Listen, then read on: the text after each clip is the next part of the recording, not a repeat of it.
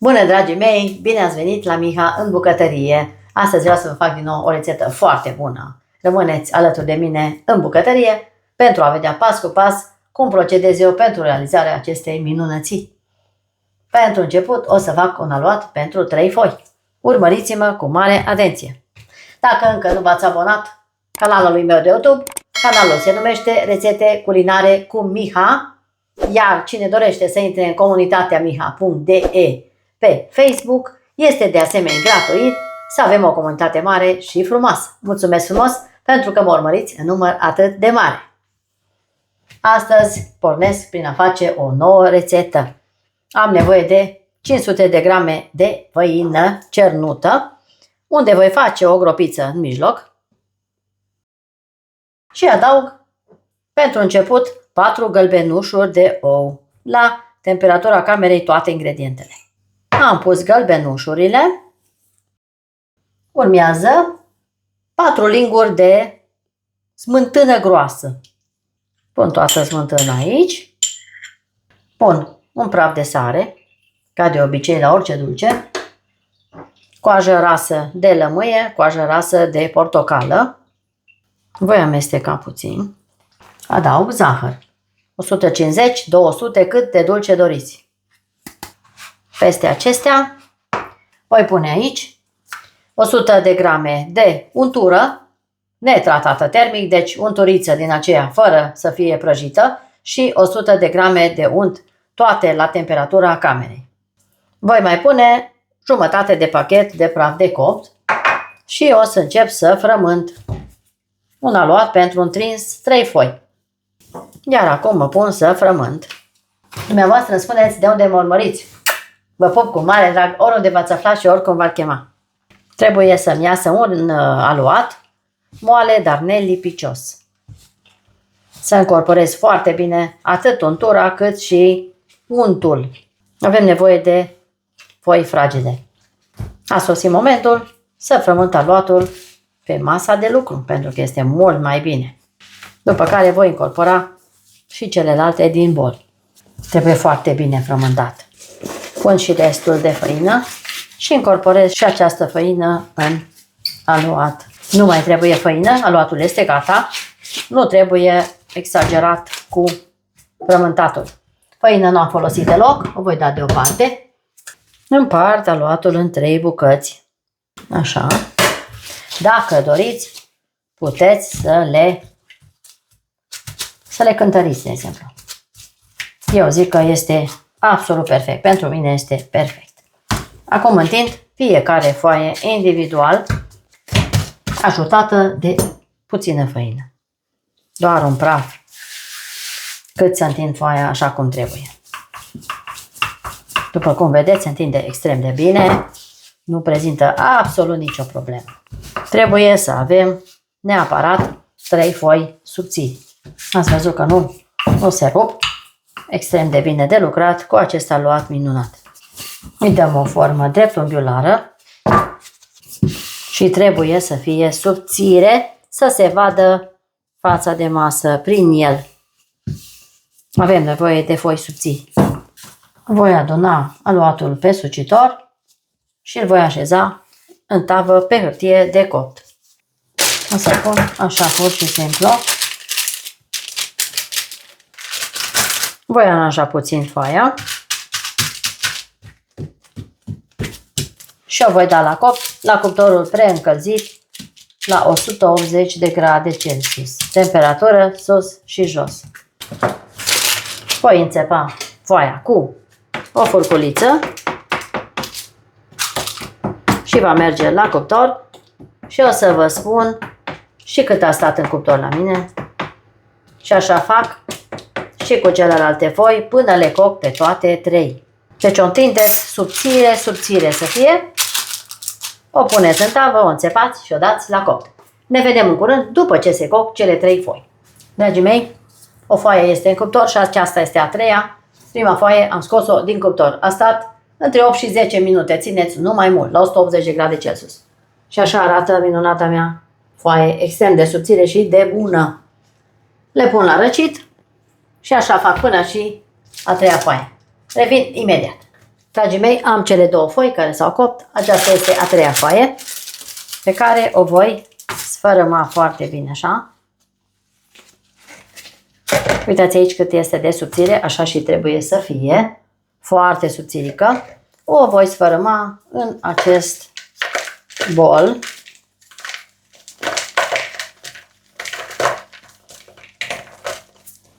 Așa pe toată. Deci, dacă faceți această rețetă mea, faceți aluat și cremă din foaie. Nu faceți din biscuit, pentru că nu este același lucru. Gustul este total diferit. Faceți exact originalul, așa cum fac eu. O rețetă extrem de veche, pe care nu știu dacă o știți. Dacă o știți, aștept un comentar. Atât pe YouTube, cât și pe Instagram, pe TikTok. Urmăriți video cu atenție pentru a face pas cu pas rețeta mea de astăzi. Deci am măcinat foarte bine o foaie din cele 3 coapte. Așa trebuie să avem. Sfărâmat ca și un nisip. Peste această foaie voi pune 4 linguri de dulceață de smeură. Trebuie să aveți o dulceață din fructe de pădure, ceva mai intens la culoare. 120 de zahăr. Dacă vreți mai mult, puneți mai mult zahăr cât vă place. Voi amesteca și aceasta va fi crema mea minunată. Vin cu 200 de grame de unt. Unt la temperatura camerei. Și voi încerca să omogenizez foarte bine această cremă împreună cu untul. Aceasta este baza foarte importantă a acestei prăjituri delicioase. În continuare, 4 linguri mai micuțe de cacao. Voi amesteca și cacao puțin. Adaug câte puțin lapte. Deci aici am în jur de 150 cam așa de lapte. Pun pe rând câte puțin lapte și voi amesteca în continuare. Trebuie ca untul să fie foarte bine încorporat în această cremă. Continui prin a pune nucă. Am aici 200 de grame, nu sunt sigură, nu le-am cântărit. Dumneavoastră puteți să cântăriți. Așa un pumn trebuie pus de nucă măcinată. Adaug un strop de lapte, nu foarte mult. Și continui să amestec. Și ingredientul cel mai important, avem nevoie neapărat de coniac. 80 de ml de coniac. O băutură foarte delicioasă, foarte gustoasă. Pentru că trebuie să avem așa o tentă de coniac. Ceva mai special. Este o prăjitură foarte specială. Încercați rețeta mea cu mare încredere. Și continui să amestec foarte bine până fac o cremă bună de umplut. Lapte adăugăm doar dacă este nevoie, mai mult nu. Deja miroase foarte bine. Uitați aici, crema mea începe să prindă contur și continui să mai amestec. Dacă doriți, faceți cu mixerul, însă nu este nevoie. Pur și simplu cu o lingură se amestecă foarte bine. După cum vedeți, nu am pus tot laptele, eu îl pun așa, pur și simplu la ochi, exact atâta cât am eu nevoie, depinde de foaie. Foile mele s-au copt 180 de grade Celsius între 7 și 10 minute, nu mai mult, și au mărimea de 25 pe 32 cm, lungime, lățime. Am amestecat foarte bine și crema mea este absolut gata. Așa arată. Cea mai delicioasă cremă cu coniac. Încercați numai rețeta să vă convingeți personal. Și asta a fost. Aici am foile, cele două foi, pe care le și umplu acum pe loc. Deci s-au răcit foarte bine și se pot umple. O să pun crema peste prima foaie. Absolut toată crema vine pusă aici. O să vină un strat foarte generos de cremă, dar așa este rețeta mea. Așa fac eu. Am pus crema. O să nivelez foarte bine peste tot pentru a acoperi toată suprafața foii în mod egal. să avem aceeași grosime. Este o delicatesă și vă invit să o faceți. Dacă nu folosiți coniac, nu folosiți, dar este rețeta cea mai originală și cea mai veche, așa cum este ea. Puteți spune foarte bine rom în locul coniacului, dar nu este același lucru, este diferit. Este total diferit. Faceți așa ca mine, ca să vă iasă exact ca și a mea. Am nivelat foarte bine. Urmează să pun cea de-a doua foaie cu mare atenție, că este foarte subțire, vedeți? Se rupe la minut. Așa. Apăs puțin. Fără frică. Doar până se sudează puțin foaia deasupra cu cea de desubt, cu crema adică. Și așa arată. Am pus crema, am pus a doua foaie, iar acum o dau deoparte și mă ocup de crema din bezea. Voi face o bezea pe abur.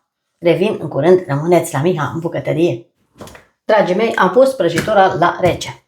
Acum, într-o oală pe foc, pe abur, am cele 4 albușuri de la cele 4 pe care le-am folosit, gălbenușurile la foi, pun un praf de sare și adaug 160 de grame, 180, cât de dulce vreți, adaug zahărul peste albușuri și o să bat o bezea pe abur până când creez o spumă.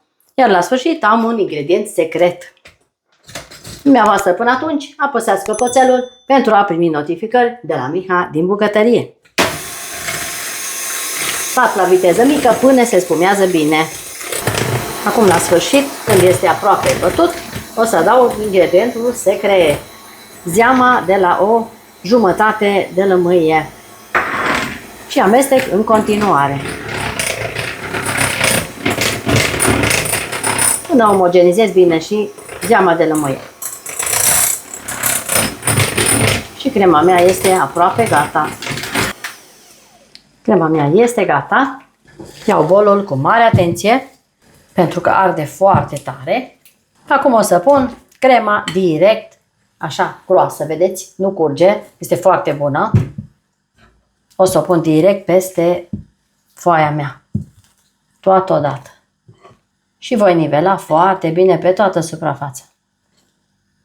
Așa trebuie să arate. Foarte pufoasă ca un nor. Și este excelentă această prăjitura mea de azi. Am pus crema. Acum nivelez frumos. Peste tot să fie aceeași grosime. Și miroase atât de bine de la lămâie. Așa punem un strat generos de bezea. O punem caldă pentru că numai bine se înnoaie și foaia aceea deasupra și este perfect. Am așezat bine bezeaua, iar acum o să fac așa pe toată suprafața. Un mic model pentru a arăta și mai bine. Iar acum partea cea mai importantă este să le flambăm. O să flambăm acest albuș, această bezea. Faceți cu mine împreună această minunăție de prăjitură care o să vă aduceți aminte toată viața. Și pe margine puțin. Minunat. Avem ceva de poveste. O să vă aduceți aminte de rețete culinare cu Miha. Așa arată minunăția mea de astăzi. O prăjitură de lux. Nouă nouță pentru dumneavoastră. Acum o voi da la rece și o să revin și cu o secțiune să vedeți și interiorul acestei minunate prăjituri. Revin în curând. Rămâneți cu Miha în bucătărie. Dragii mei, prăjitura mea a stat peste noapte la frigider. Prăjitură cu dulceață de zmeură și coniac. Așa arată prăjitura mea de astăzi. Uitați aici cât de frumos se vede. Și cât de bine s-au așezat toate. Așa arată. Vă invit să o preparați. Dacă aveți gusturile mele, bineînțeles. Se taie foarte bine. Și este un deliciu fără margine. Arată senzațional de bine. Eu sunt foarte încântată de acest minunat deliciu. Încercați rețeta mea cu mare încredere. Să tai să gust și cum este. Să văd cât e de bună. Efectiv se topește în gură. Atât este de fragedă. Vă invit la o așa felie de prăjitură minunată. Cu dulceață, dezmeură și coniac. Vă mulțumesc foarte mult că ați stat cu mine până la finalul acestei rețete și dacă aveți gusturile mele, încercați. Vă mulțumesc că mă urmăriți în număr atât de mare și până la o nouă rețetă la fel de bună ca aceasta, toate cele bune. La revedere!